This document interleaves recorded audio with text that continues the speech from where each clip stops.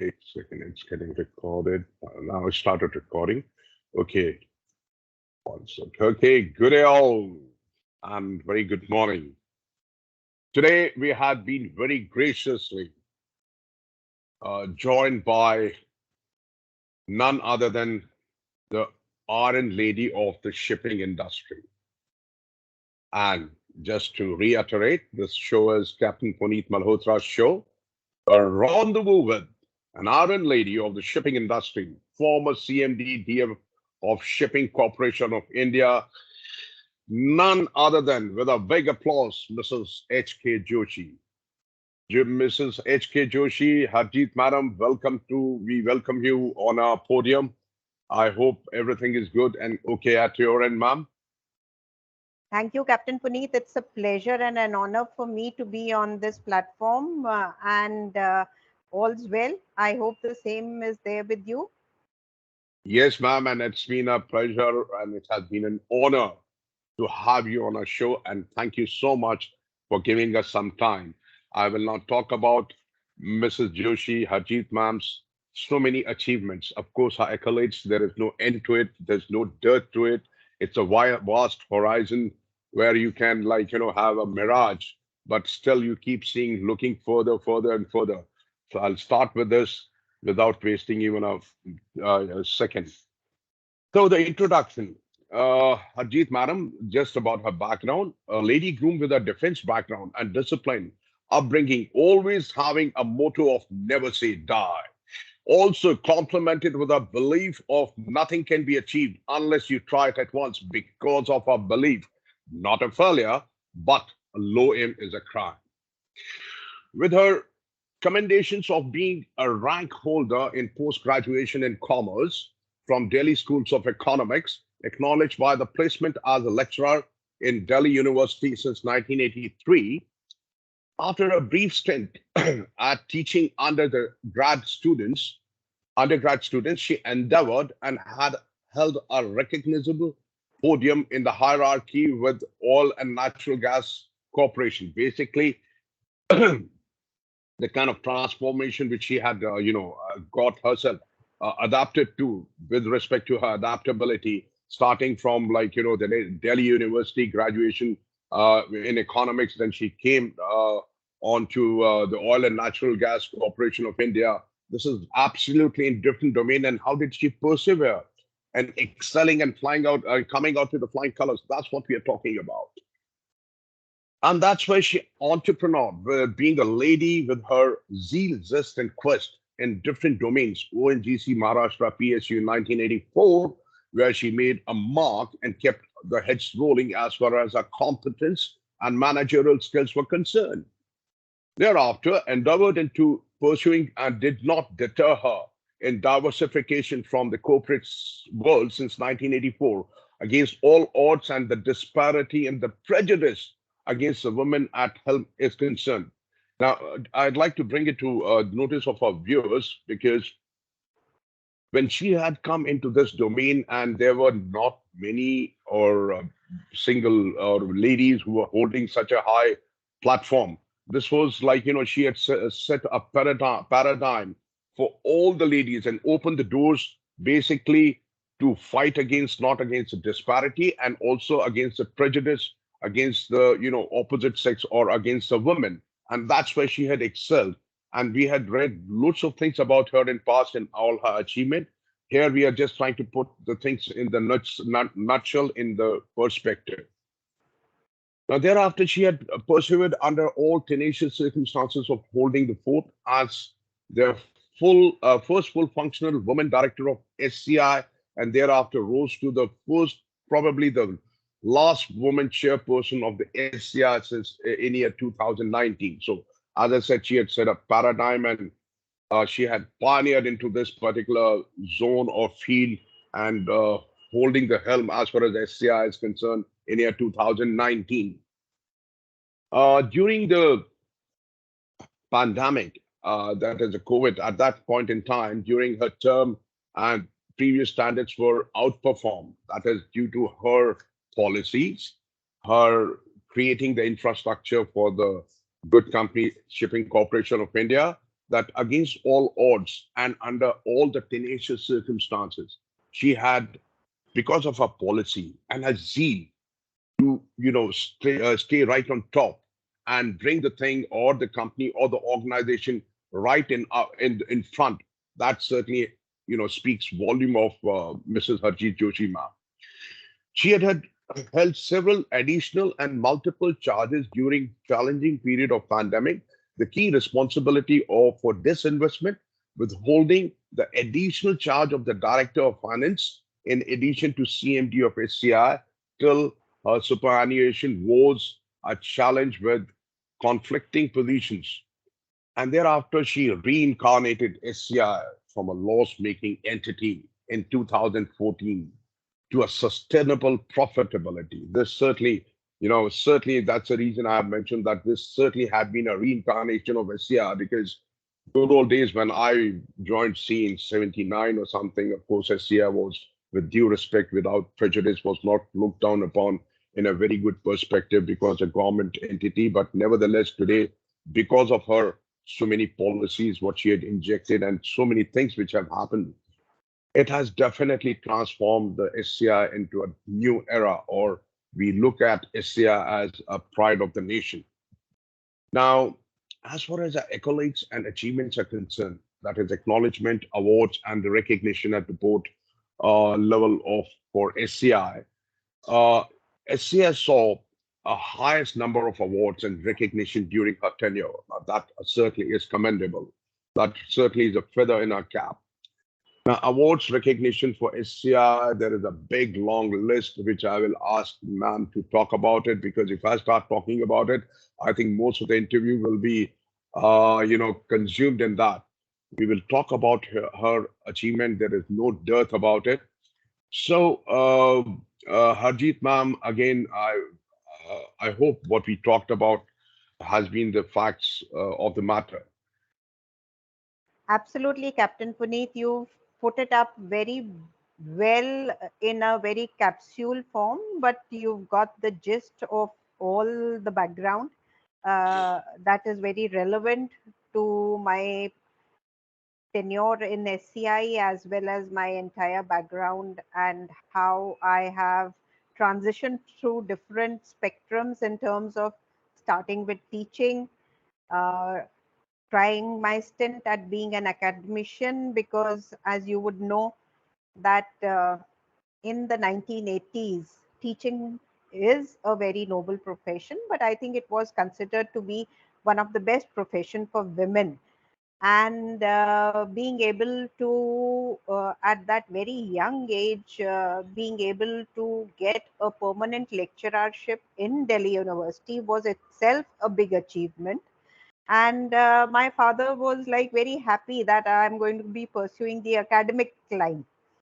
And I had already enrolled myself for my Master of Philosophy in Delhi School of Economics. And the next would have been getting into being a professor or something like that. So that was the career path which was envisaged by my father for me. But being safe and secure, having achieved that, it wasn't a stopping point for me. And I think that is where my basic personality or character comes out. And that I realized at a very young age. My father understood that once I've achieved something, I'm not the types to settle down in the comfort zone. I then look for another challenge to outperform what I've already achieved. So since I had achieved this within 2 to 3 months of my post graduating, simply because I was a rank holder in my post graduation. So it was like I've done it all now, no further challenge in it. And I was going to keep teaching, and from a lecturer, I would have become a professor, but there was nothing which I could really see as challenging me. And I also felt that is where the ethics come out, which have held me in good stand throughout my corporate journey, because corporate governance today is very important. The ethics which I'm talking about at that young age was that I realized I'm teaching undergraduates business, organization, and talking about the industry, commerce, whereas all that I have is a bookish knowledge. So I felt that somewhere I was not doing justice to the students. And I felt that commerce and industry and business is all about having the practical knowledge. So that is where I decided that I need to get into the corporate world to substantiate, enhance, and improve my academic knowledge with the corporate real world knowledge. So that is where I made my first transition.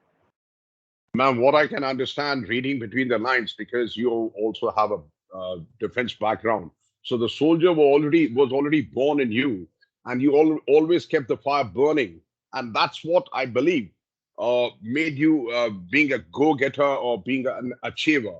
That's what I perceive from you, from your character, basically. I fully agree with you, Captain Puneet. Your upbringing has a remarkable impact on your personality. And as the saying goes in the army, you either do or die. There is no third option. So I think that was instilled into me at a very young and tender age, because that was the environment at home. And incidentally, it was not only my direct family, but my maternal side, my paternal side, everybody's been in the army. So there was a very strong grooming of performance, and that you never turn your back. You've got to either die or you have to perform. And also, this talking about the soldier, you know, other than this, what my father instilled into me was that you need to sort out your problems yourself. You're not always going to have someone to hold your hand and help you. So you must know how to struggle and survive. So I think those survival instincts were also taught to us, because I think that's also part of the army grooming, that you need to get into the war zone and then battle it out and survive and come back. And then, of course, if you in the war you do succumb, you still glorified. But still, it's not like you gave up. I think that is what was taught. And I would like to narrate one small incident when I was Yes, ma'am.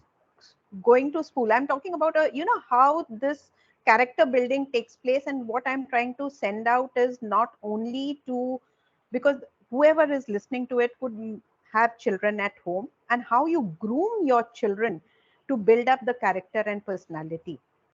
So while I was being accompanied to the bus stop in the morning, because Delhi in the winters, as you would know, that in January, February, the fog is so much you can't even see your own hand. So, and going to school, we had a long journey. And that time, there was one boy on a cycle who recognized that this girl goes to school in the morning, and he would come and just try and brush his cycle close to me. So, and my father would always be walking at a distance. He was never walking with me. So this boy got the impression that I'm walking alone. So I got angry with my father, and I told him that, you see, he's troubling me and you are a silent spectator. So he said, I want to watch and see how you defend yourself and how you manage yourself in a situation of crisis, because today I am here available at hand, tomorrow I may not be there available at hand. How will you defend yourself and how will you manage is very important. And he said also another thing, later in life you may not have somebody who's emotionally connected with you like your father. You will have the public which is just a silent spectator, who's not going to come out and help you. So you need to fight your war yourself. So I think that was another part of the soldier what you talked about. So I think this was, I was in class 8 probably, and this stuck to me all my life, that I have to fight my own war and I'm not going to seek help. And well, I think Well, all I can see, and it's a very interesting thing what you narrated just now, is that of course the discipline is a mantra, And of course, spare the rod, spoil the child. But at the same time, attack is the best form of defense, what we know of. So, of course, if you are always defensive, then obviously you are definitely not doing something what perhaps you should have done it. Now, that also occurs to me to basically myself being quite a bit inquisitive when I say so, is that from the School of Economics, when you graduated from the Delhi University, and then what actually motivated you, ma'am, to come to coming across the fence into a different domain like ONGC and thereafter into SCI? What actually was your vision at that point in time? So, Captain Puneet, like I shared with you, that once I completed 1 year of teaching, I realized that there was a gap in my bookish knowledge and what was practically there, because the students were inquisitive. They would ask you a lot of questions and you had no practical experience.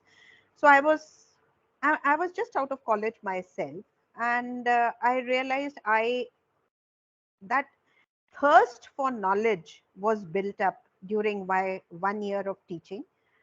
And like I said, I felt the ethics that I wasn't doing justice, and I felt I need to first equip myself with the practical knowledge. So that was one factor. Second thing was, I realized that there wasn't much of a challenge in teaching, because I was able to teach for 1 full year. I was successful, and I felt there was something which I needed more challenging, something, that adrenal gush was missing in the teaching. It's a very standard stereotype format where you go into a class and you teach, you deliver a lecture, you Becomes have it. monotonous. Basically, it becomes monotonous, and you may find sometimes that you're Yes. getting stagnated. So within a year, I felt I couldn't go on with it.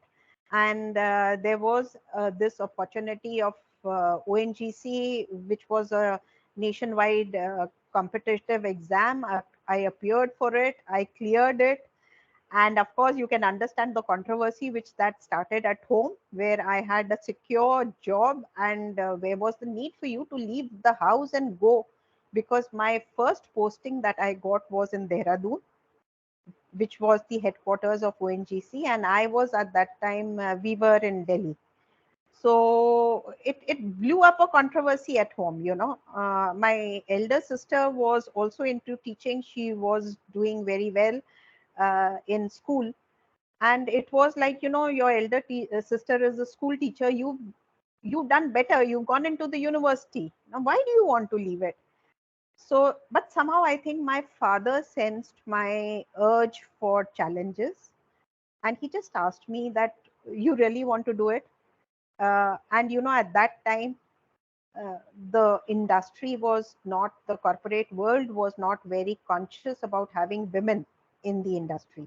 It was still quite a male It was sort of an actually industry. never perceived that at that point in time, barring few exceptions like Mrs. Indira Gandhi, who had set up a different thing in the politics domain. But from our walk Yeah. of life or from different, hierarchy point of view, it was never conceived very productively, proactively, and positively. That's what I understand.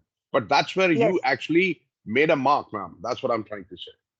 But Captain Puneet, you very rightly mentioned Mrs. Indira Gandhi at that time, and we also had Margaret Thatcher in UK at that the Yes, same time, yes, yes, and we yes. also had Kiran Bedi in Delhi, Oh, yes, and yes, yes. and her prominent lathi charge at Raja Garden was something which was very talked about at that time.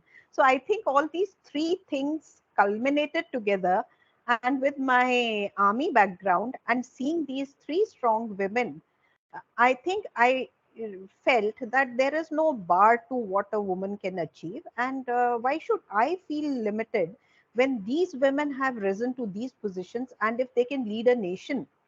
I mean, what's restricting us? So, and my father was very supportive. But the irony is that when I landed in ONGC for taking up my assignment after my induction training, see, induction training, you are in a hostel where you are in an academy. But after the completion of the induction training, the dilemma arose. The company wasn't equipped to have a lady, single lady, and how to accommodate her. There was no hostel, there was no accommodation, and you had to fend for yourself. So, I mean, that is where the challenges started. So how did you Uh, manage to qualify the selection criteria? See, I was doing very well in my academics. Like I told you, I was a rank holder in my post graduation. I had been teaching for 1 year. So I had been reading all the time. So I think the entrance exam was actually a cakewalk for me. I think I performed very well during the exam. After that, what was more relevant was the interview. We had an interview in Dehradun where at that time we did, it was a directorate. ONGC was not a company, it was not a corporation at that time. And so we had the members of the directorate, which is equivalent to the board level, sitting for the interview. And for some reason, I had applied for the Department of Personnel and Administration.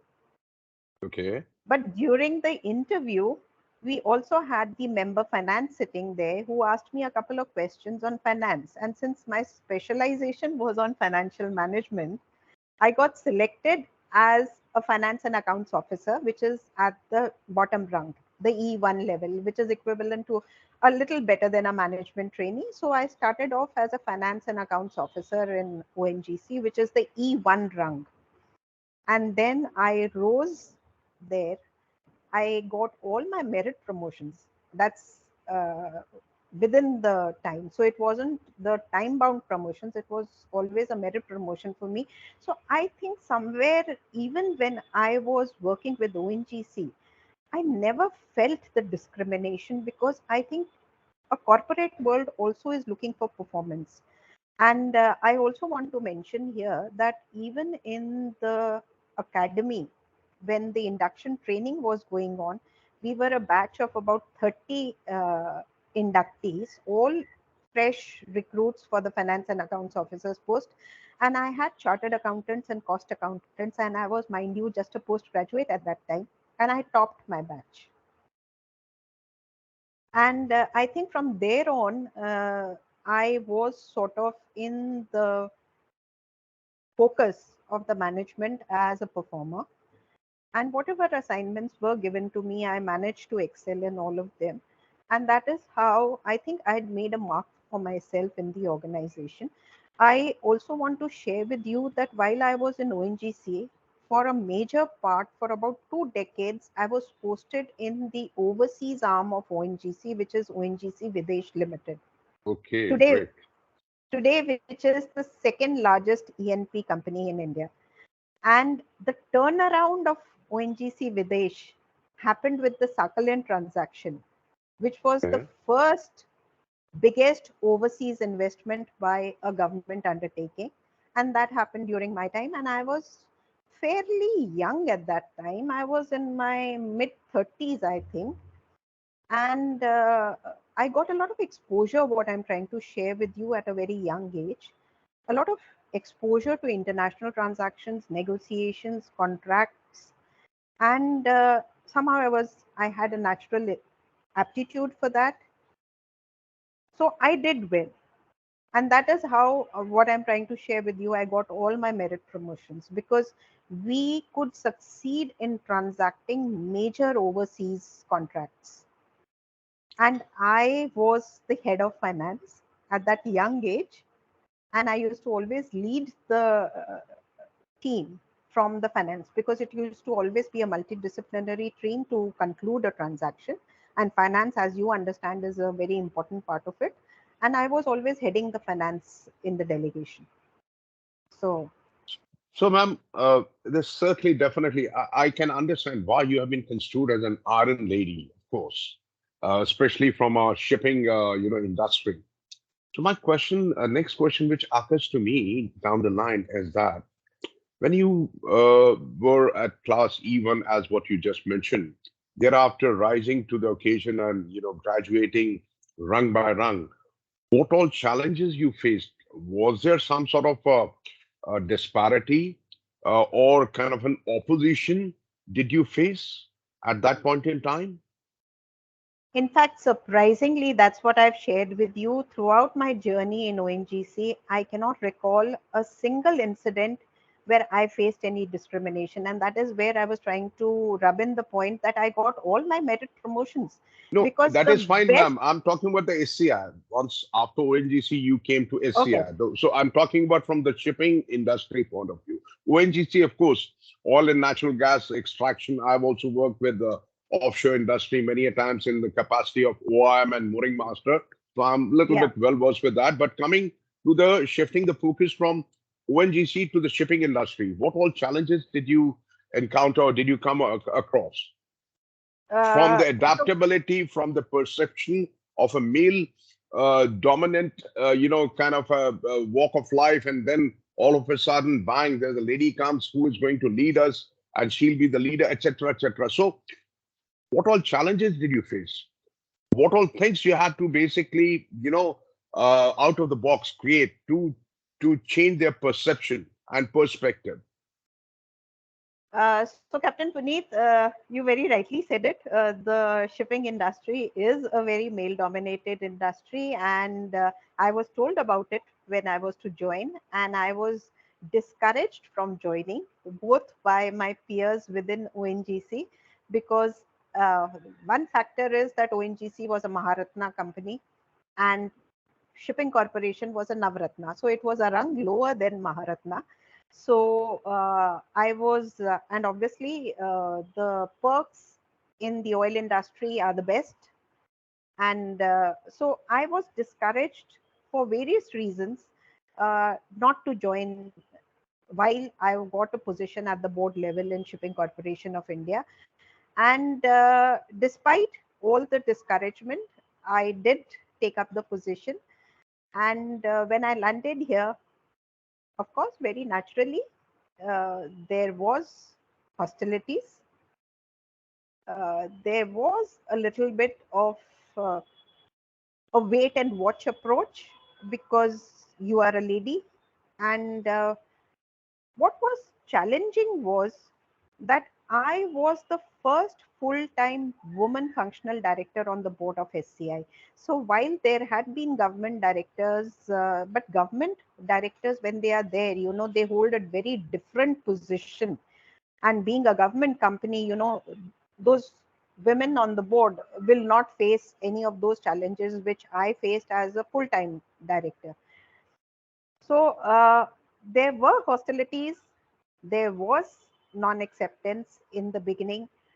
There was an attempt even to sort of put me in my place. There was attempt to um, discourage me to the extent that I would run back to NGC. I'll give you Because one small example, ma'am. I'll give you, sorry to interject. Let me, give you a small example. Okay, I've been 4 odd decades out at sea, but if I go back a few decades back and somebody asks, okay, can I see the captain of the ship's, photograph picture or meet him, etc. And bang comes a lady's photograph or the picture. The guy will say, oh, looks like there is something wrong. I think I want to speak to the captain. You understand? But today, I, if you put the same thing in the right perspective, that's okay. She's the lady captain. Agreed. So what I'm trying to say is that the transformation of the industry with adaptability from at yes, least 4 odd plus decades ago, or maybe before that, and until today in 21st century, it has definitely transformed with the perception that yes, a lady can also be a master mariner. She can also do the ship handling, etc., etc., etc. But from your point in time when you started as a paradigm being an entrepreneur or being a pioneer, that's what I'm trying to say, because at that point in time the male dominant industry was not ever prepared for adaptability here. How come this lady can come govern? She's just from schools of thought of economics, and we are so and so, we are seafarer. Like I'll tell you, I've sailed with the Multan culture as well, and at the same time with the ladies as well. But this the male dominant thing, of course, has many a times uh, brought the things to especially in our industry, sometimes ridiculously to the lowest level. And I'm coming from there because ONGC agreed it's a corporate. You said fine, but shipping industry, because you must have come across many master mariners. They'll say, "Oh, this lady, she's from the not from our walk of life here. I would know more than she would know. I have Absolutely. I have been through the roughest of the roughest, seas, through the storms, and what she's going to teach me." So when you Absolutely came right. across when you came across that sort of thing, how did you basically took the bull by horns? That's what is my question. So, Captain Puneet, you are absolutely right. You've hit the bullseye. So there was complete lack of acceptability. Like I said, hostilities to be. But then I come from an army background. When you are at war, hostilities are all around you. But this is a different type of a war. This was an intellectual war, I would Your say. zeal, zest, and quest kept you going, ma'am. I think so. Yes, but I think what was important is I did face this challenge even in the boardroom, where what you very rightly said, where I questioned certain decisions and I was told, "Madam, you not from the shipping industry and you don't understand shipping." So that was an alarm bell for me, and that made me burn night oil and understand the nuances of shipping. And as it is, I think what was fundamentally going wrong with Shipping Corporation of India at that time was that it was a loss making unit when I joined. So, being the director of finance, the primary responsibility, I took the onus upon myself that the company has to perform financially. And a company cannot perform financially until and unless the financial management is right. And I was an expert on that. Number two, the operations are done correctly in terms of you are plugging all the leakages at the right point. You can keep earning, but if it's all going down the drain, getting leakage somewhere, then you are going to lose all the money. So plugging of those loopholes was very important, and I think that is what I did. And I burnt a lot of night oil, did a lot of homework, came prepared for my meetings. And while I had thought that I'll be groomed and nurtured and I learn on the job, I think I was being put in my place. So I had to do a lot of homework. And the company turned around within an year. And I think that is where people started taking note of the fact that she, as a woman, is not a liability. She is a force to reckon with, and she has the ability to transform the company.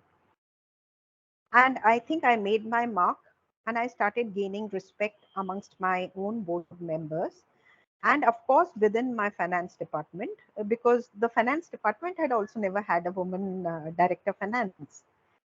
So I think it was all combined. This, to sum it up, it is basically your work and your performance which makes a mark. You as an individual, your gender, your face does not matter. How you carry yourself does not matter. It is eventually the results that you deliver which is important. And I think I was able to do that. And that is where I gained respect within the organization. And it was my performance as director of finance for 4 years which made the ministry take note of it, the government of India.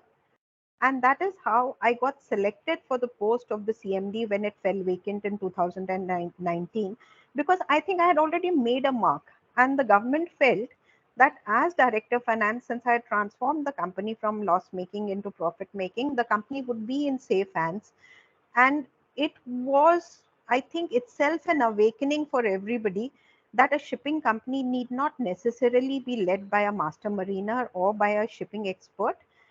What was important is that Shipping Corporation of India, being a diversified shipping company, was not only a shipping company, it was a company, a listed company which had to perform financially. And I Now, think that is, yeah. yes, yes, please continue, ma'am, please continue. And that is where, Captain Puneet, it was not only a survival for myself, and making a place for myself. But I think the remarkable change that I brought in the culture of the company was respect for the finance discipline. Because at that time, finance was only considered to be a bill passing department, which was only supposed to pay the bills and do nothing more. There was nothing which was where the finance was involved in the decision making. So I think that was a big change which I brought into the company, where I said if you don't carry your finance in your decision makings could be financially wrong. As operational experts, as chief engineers, and as master mariners, you know how to take a ship from one destination to the another. You are experts at that. But if you bring along financial prudence with it, and we work together as a team, we could do wonders. And I think that is the cultural change that I brought into the company. Okay, now this during this conversation, it just occurred to me a very interesting question since you have a background from 4G background.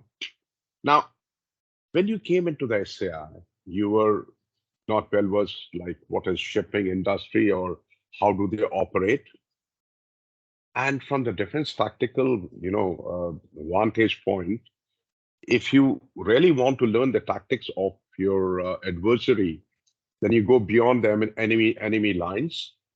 Be one of them to learn their tactics, and thereafter use your intelligence to empower them and Absolutely. tactical advantage. Now, you understand what I'm coming at now. Absolutely. So, Yes, yes. so you were in a different domain. You were not well versed, or you must have studied or read or heard or seen some video, something from the shipping industry.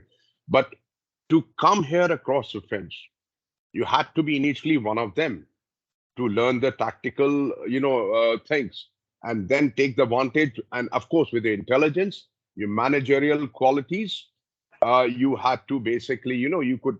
I'm not saying empower, that would be very harsh, but you could basically, make them realize that how we can work together. So, during that point in time, have you ever been on any ship? Did you ever sail? I Because was yes, about to tell you that I think as a director of finance itself, I was, and probably before that, a woman had never gone to the dry docks. So when we had a lot of our offshore vessels which were dry docked in uh, the Mumbai region itself, in the Mumbai dry docks. And I was one person, and of course, I've even gone to the Cochin shipyard where the dry docks were.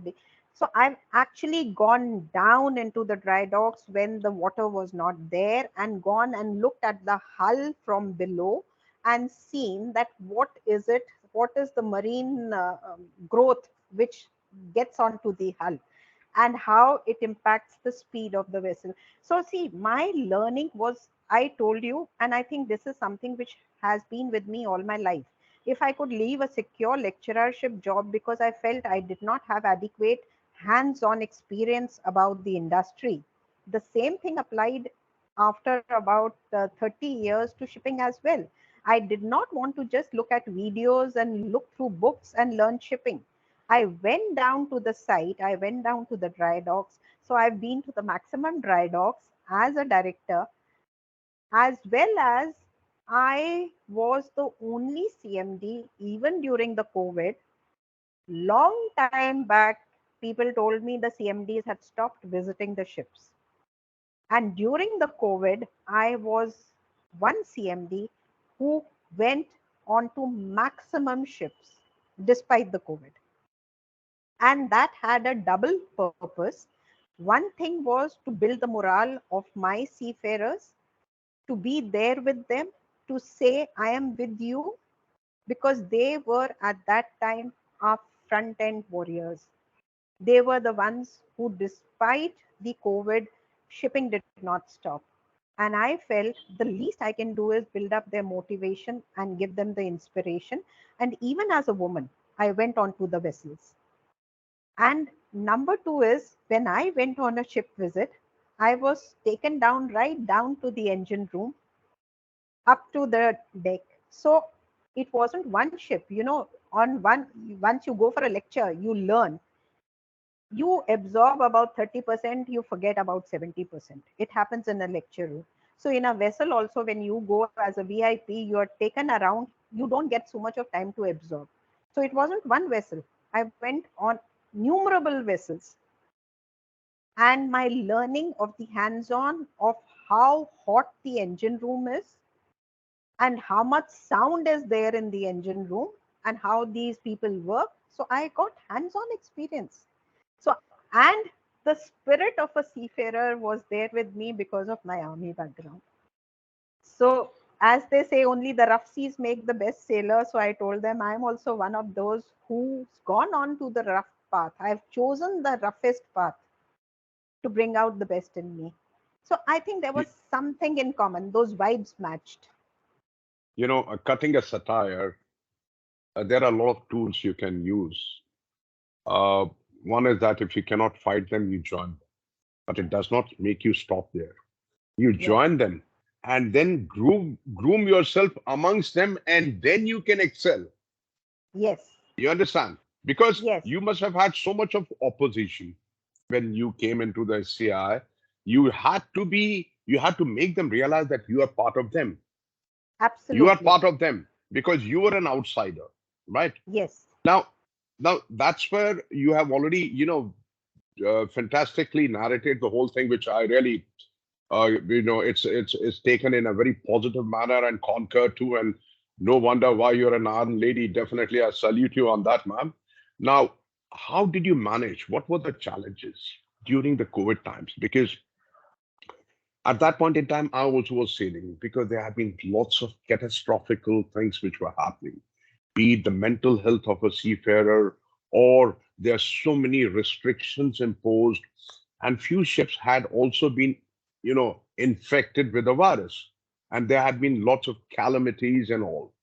So, what actually, what all were your basically, conceptual understanding, and how did you bring the company like SCI out or pull them out of this, this catastrophical thing during the time of the COVID or the pandemic?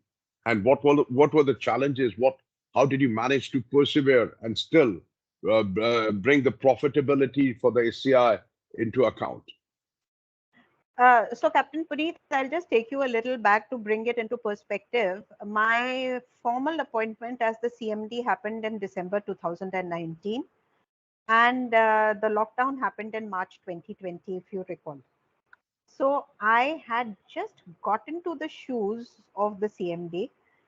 And if you recollect, the low sulfur fuel oil restrictions came in from January 2020. Yes, ma'am. And 19th of December 2019, I took over the charge. So my first challenge was to ensure that we had a smooth transition from heavy fuel oil into the low sulfur fuel oil without, because that would also impact the profitability. And that was, where my financial background always, every activity, this is what I've tried to instill into the company. Every action of yours has a financial implication. You cannot disassociate finance from an activity. So even if it's a technical, even if it's an operational, somewhere it has a financial implication. So this transition from heavy fuel oil into low sulfur fuel oil was my first challenge. And I just had about hardly a fortnight. And we were not equipped. And that is where I told them, don't build up your low sulfur fuel oil inventory at this stage, because at that time, low sulfur fuel oil was at its peak. I said, this demand and supply imbalance is going to settle down after some time. At the same time, ensure you have got no surplus inventory of heavy fuel oil, because that's going to become junk and you're not going to have any takers for it. Disposing of that heavy fuel oil from your tanks is going to be a problem. So, that is the time I think I already got into being, like you said, become one of them.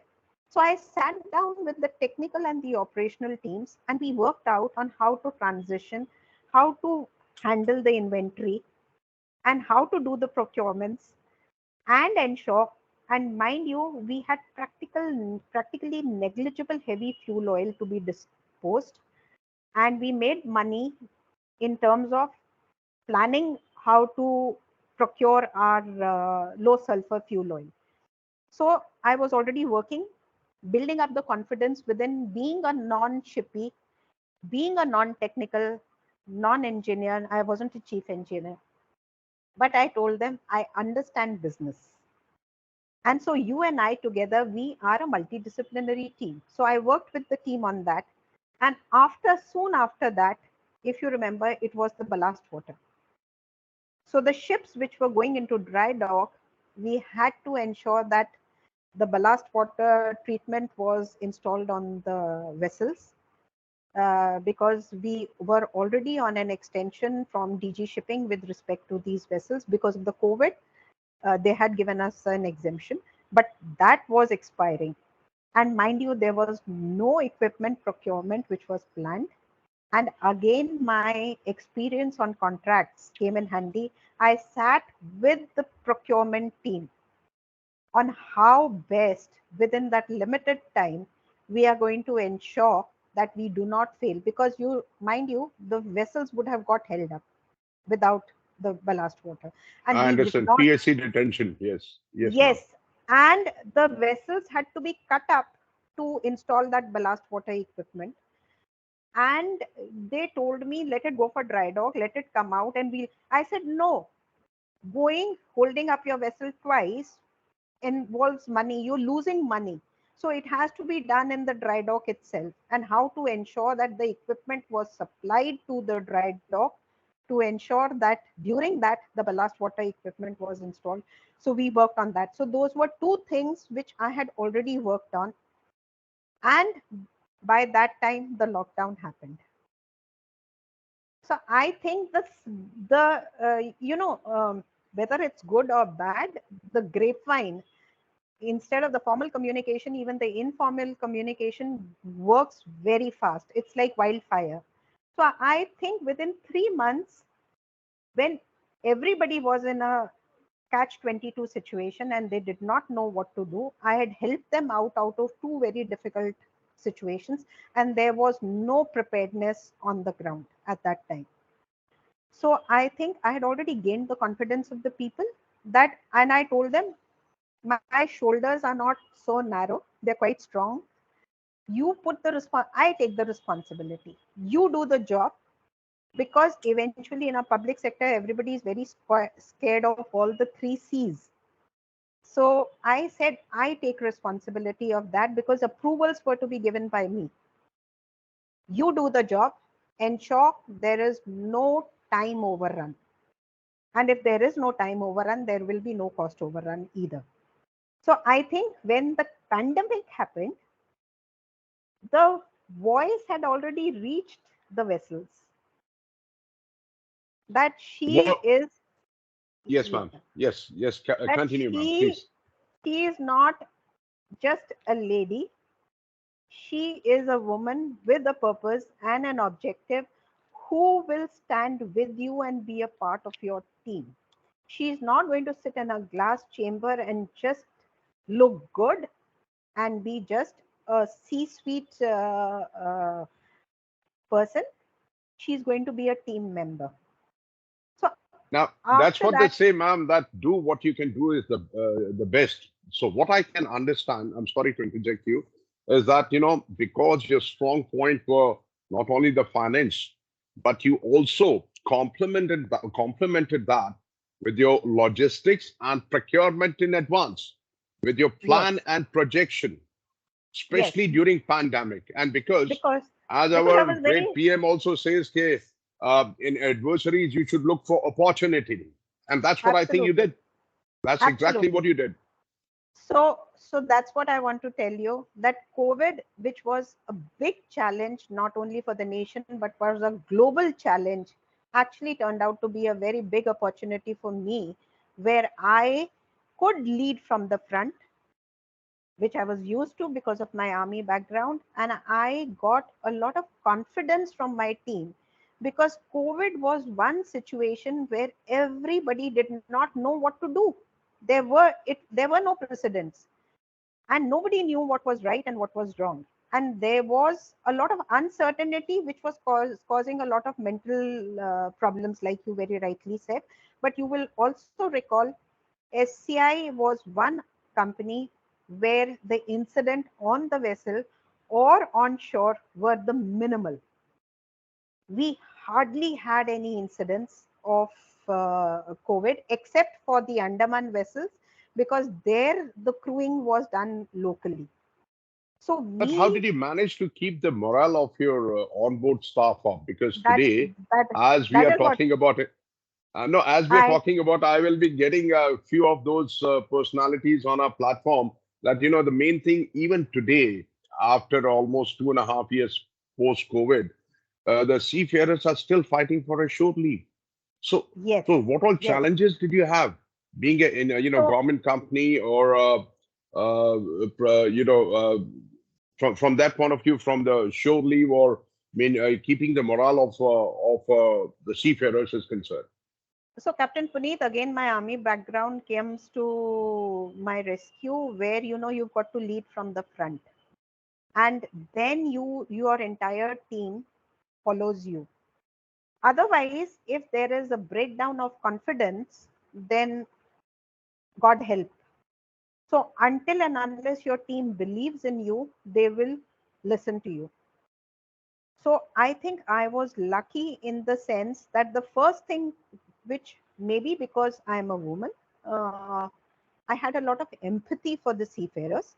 And seafarers, I think, are ready to uh, dive for the nation if they are just given that little bit of a recognition that you are cared for, that there is someone here who thinks about you. And I think that is what was very important for me during the COVID. One thing is that I told them that, we are there because you are. That was my tagline in SCI. I am here because of you. You are not because of me. So if you are not there, I'm not there. Shipping Corporation is nothing but a service entity, and you are the service providers, and you are the ones who are actually earning for us. You are our breadwinners.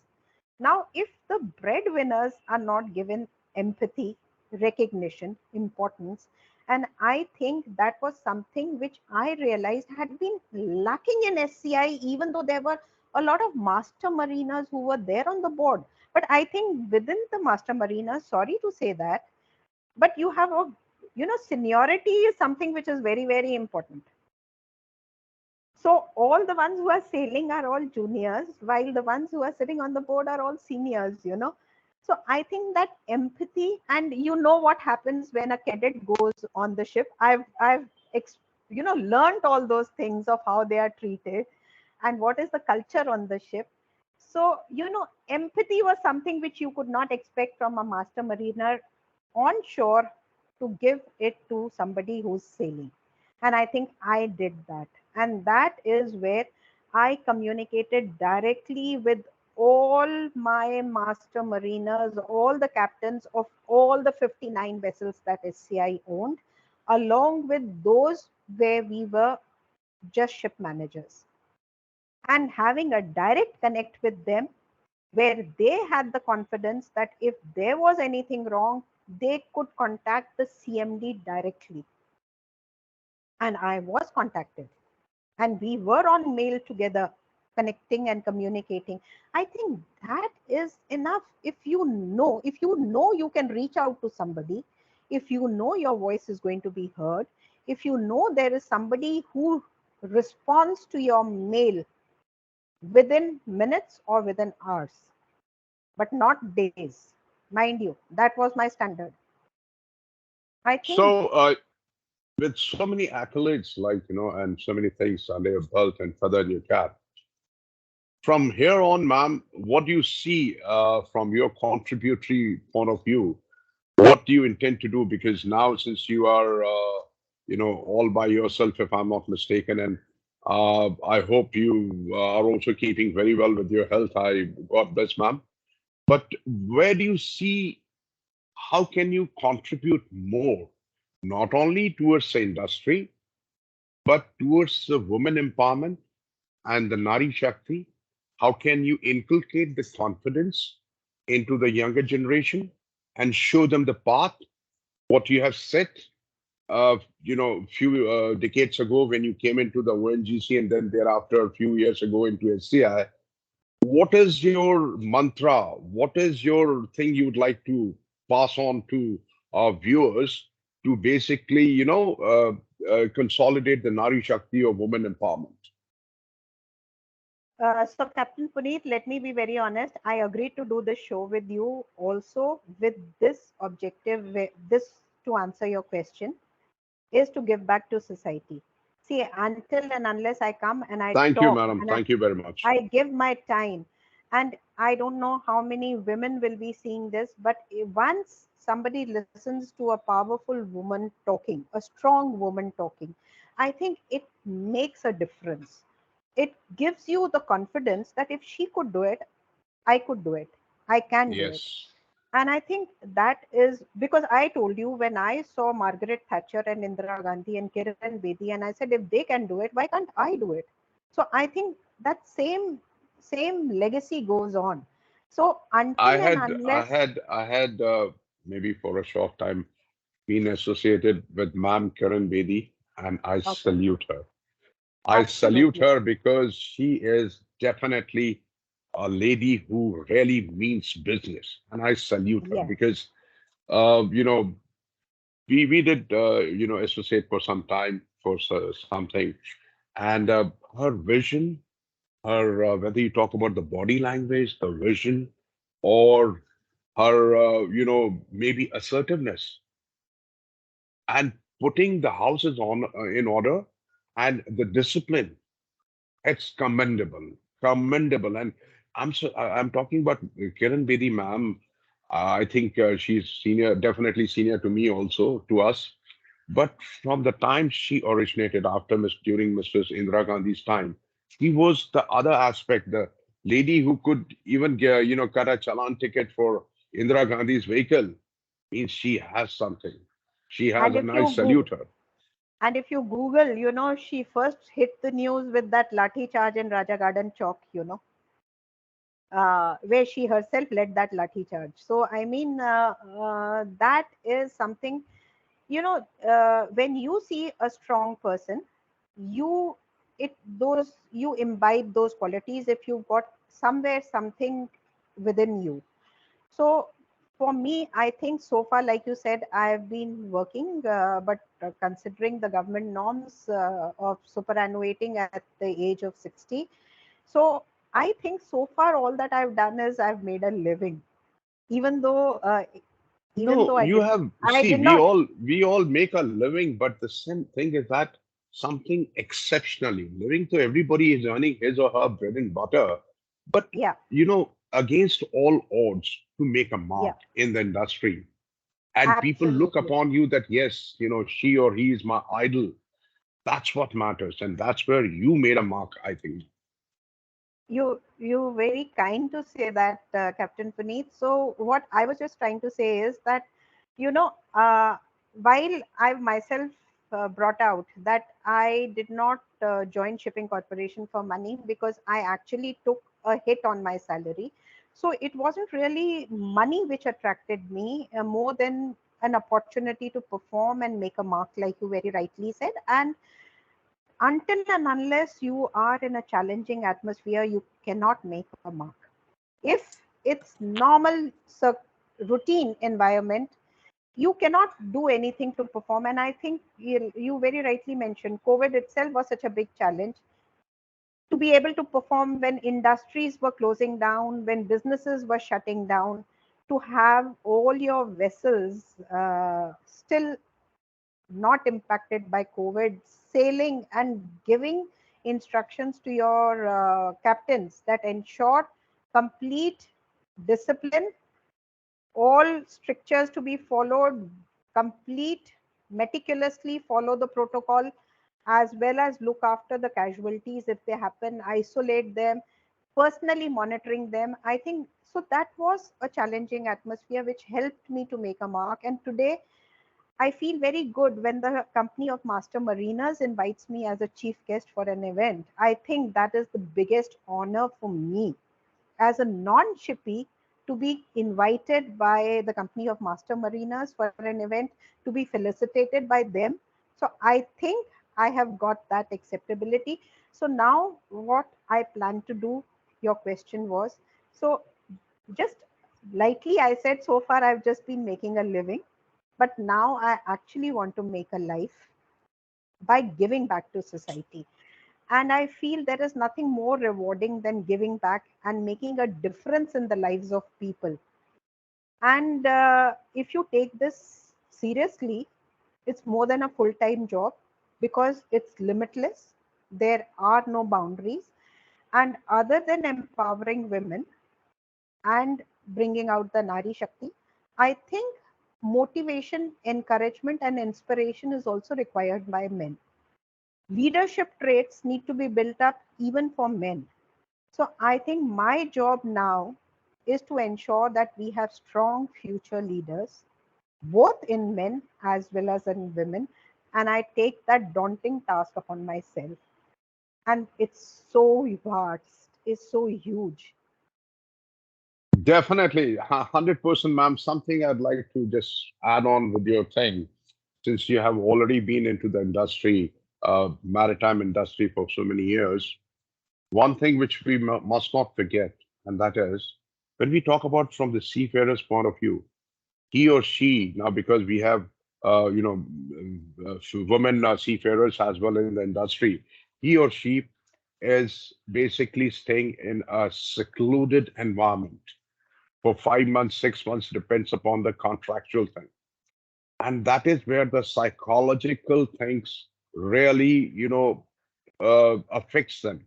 Because something like when you are, like, when I talk about myself going for 4 months and then I come back, so I know when I left home and from the time I came home, my eye opener is there. Of course, we have been on communication, internet, and phone calls, etc. But seeing is believing. So I think that's where, when you have been talking about the master mariners and all that, yes, because the sea life or the marine life makes you sometimes secluded. It's like a frog in a well. So I can understand the kind of opposition what you had experienced during your whole tenure, and I really, being a mariner, do feel sorry for it. But the thing is that when we look at from their psychological point of view, we understand that yes, how to tame them, how to control the situation, and that is the Yeah, reason I never you're stuck absolutely to right. one. I never You're stuck to one thing. absolutely right, Captain Puneet. I think I am a little bit of a psychologist as well. And I think I realized that I was, in fact, whenever a problem hits us, हमको अपनी problem दूसरे की problem से हमेशा बड़ी लगती है. Matter of, We always yes, indulge in a lot of self pity, which I don't do. So yes, ma'am. when while you are talking about my challenges and the obstacles that I faced, I felt I was in a comfortable situation because I knew I had the confidence to handle it. I felt Yes, ma'am. I felt concerned about all of those who were not equipped to handle a woman on board. Yes, that So of course you have so basically so I sown handled the that seed psychology. which was never acceptable. So I handled that psychology and I felt it is they who need help, not me. I need to instill that confidence into them. I need to make them comfortable because they don't know how to handle a woman. Whereas I have been in the corporate world for more than 3 decades, and even ONGC is a highly technical organization where the drillers are very, very rough. They are not at all soft. So I have roughed it up all 3 decades in terms of working with men alongside them. And I was not conscious of the fact that I am a woman. I have never been conscious of my gender. So, with that confidence and courage, I realized I need to handle them. I need to give that confidence to them. I need to bring them into a comfort zone, make them feel comfortable with my presence. So I think it was a lot of psychology which I did in the boardroom as well as at sea. because Yes, that's when your you, brainstorming and your tools, what you have to use to basically, yes, you know, get the things in the right perspective and, bring it collectively, the organization into a different kind of era. yeah. So, Captain Puneet, I think we've overspent on the time, but I like to end on just one thing, that Yes, ma'am. I'm greatly influenced by Henry Todd on his book, which says Die Empty. And I think that is the book. Unleash your best work every day and die empty. And that is what is my vision for my future. I would not like to carry this entire knowledge, capacity, capability within myself to my grave. I'd like to give this all away so Sharing, that sharing. Yes, ma'am. people learn from this. Yes, I fully agree. And if you have seen my channel, like I've been broadcasting lots of things on ship handling, and I'm giving it to the industry. Same thing. It's like Yes, what I have earned from yes, this walk of life is for my time to give it back. And yes. that's what it is. Yes. Certainly it is. So I've earned a lot of recognition, lot of awards, lot of accolades. Now the best gift I can give is give back to society. Yes, ma'am. In fact, I've also been invited twice on the CMMI's platform because I've written few books and all that, etc., etc. So that is to give it to the industry, and that's it, which certainly is very proactively, positively construed. And Yeah. anything else, anything you would like to ask me, ma'am, at the beginning of the session, you had something to ask. Please go ahead. I'm ready to take your Uh, question. Let it be both ways. Captain Puneet, I just now would like to be extremely grateful to you for giving me this opportunity to carry my voice to all those people where I could make a difference. You have become a medium for me to communicate with the people to give back. So thank you so much. I express my gratitude to you, and I don't know how you really found me, but I'm happy that It we it it connected. it certainly had been an honor without saying, and definitely I feel obligated for you coming on a podium, and I wish you all the very best, best in your life, ma'am. Hale and hearty, safe life, and God willing, do whatever you can do best, and what all you have been doing it. Please carry on. And being a Fauji from my background, also Jai Hind, Jai Bharat, madam. Jai Hind. Thank you so much, Captain Puneet, and a salute to a Master Marina. Thank you. And Jai Hind, madam. Jai Hind. Jai Hind. Thank you, ma'am. Thank you.